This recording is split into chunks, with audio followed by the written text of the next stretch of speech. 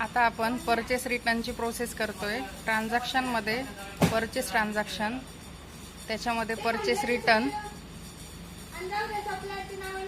आणि पीस जर शॉपमध्ये असतील तर लोकेशन शॉप सिलेक्ट करायचं, पीस जर वेअरहाऊसमध्ये असतील तर लोकेशन वेअरहाऊस सिलेक्ट करायचं आणि इथं जर एकच बिलातले पीस असतील तर व्हाउचर नंबर टाकायचा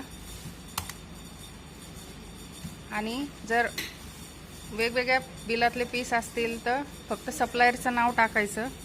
मला इथं जे मिक्स पीस आहेत माझे, त्याच्यामुळे मी फक्त सप्लायरचं नाव टाकतेय, आदित्य बिर्ला।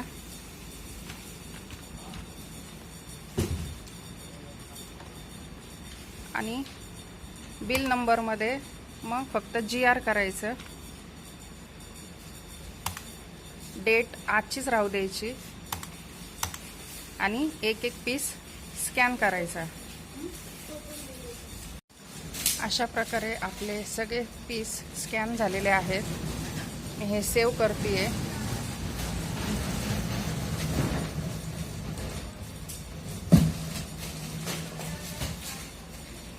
आणि मी हा व्हाउचर नंबर एका पेजवर लिहिलेला आहे